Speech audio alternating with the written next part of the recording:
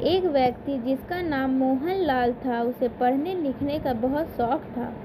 एक बार उसने मंत्री परिषद के माध्यम से अपने लिए एक शिक्षक की व्यवस्था की। शिक्षक राजा को पढ़ाने के लिए आने लगा। राजा को शिक्षा ग्रहण करते हुए कई महीने बीत गए, मगर राजा को कोई लाभ नहीं हुआ। गुरुजी तो रोज आते थे और खूब मेहनत किया करते थे, परंतु राजा को उस शिक्षा का कोई फायदा नहीं हो रहा था और इस कारण राजा बड़ा परेशान हो रहा था। गुरु की प्रतिभा और योग्यता पर सवाल उठाना भी गलत था, क्योंकि वो एक बहुत ही प्रसिद्ध और योग्य गुरु थे। आखिर में एक दिन रानी ने राजा को सलाह दी कि राजन, आप इस सवाल का जवाब गुरुजी से ही पूछ कर देखिए। राजा ने एक दिन हिम्मत करके गुरुजी के सामने अपनी जिज्ञासा रखी।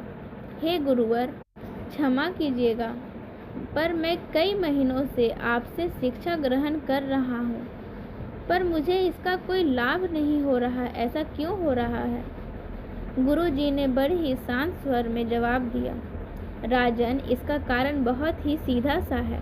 गुरुवर, कृपा करके आप शीघ्र इस प्रश्न का उत्तर दीजिए, राजा ने विनती की। गुरुजी ने कहा, राजन, बात बहुत छोटी है, परंतु आप अपने बड़े होने के अहंकार के कारण इसे समझ नहीं पा रहे हैं और परेशान और दुखी हैं। माना कि आप एक बहुत बड़े राजा हैं, आप हर दृष्टि से मुझसे पद और प्रतिष्ठा में बड़े हैं, परंतु यहाँ पर आपका और मेरा रिश्ता एक गुरु और शिष्य का है। गुरु होने के नाते मेरा स्थान आपसे उच्च होना चाहिए, परंतु आप स्वयं ऊंचे सिंहासन पर बैठते हैं और आप मुझे अपने से नीचे के आसन में बैठाते हैं। बस यही एक कारण है कि जिससे आपको ना तो कोई शिक्षा प्राप्त हो रही है और ना ही कोई ज्ञान मिल रहा है।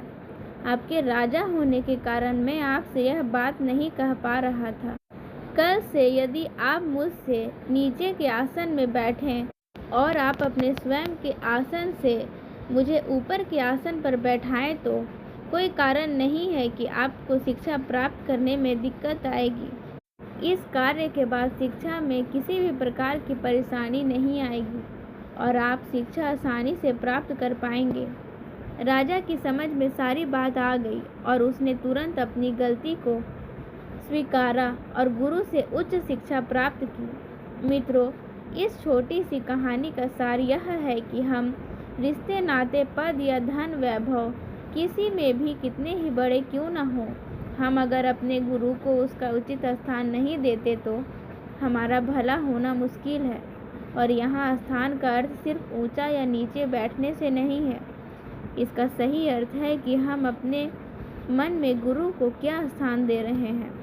क्या हम सही मायने में उनको सम्मान दे रहे हैं या स्वयं के ही श्रेष्ठ होने का घमंड कर रहे हैं?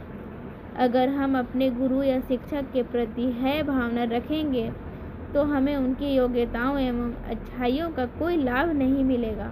यदि हम अभिमान की भावना रखेंगे तो हमें उनकी अच्छाइयों और योग्यताओं का कोई लाभ नहीं मिलने वाला।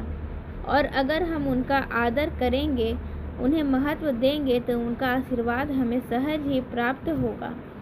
इस कहानी से संबंधित एक दोहा भी है, गुरु गोविंद दोऊ खड़े काके लागू पाऊँ, गुरु बलिहारी आप ही जिन गोविंद दियो बताऊँ।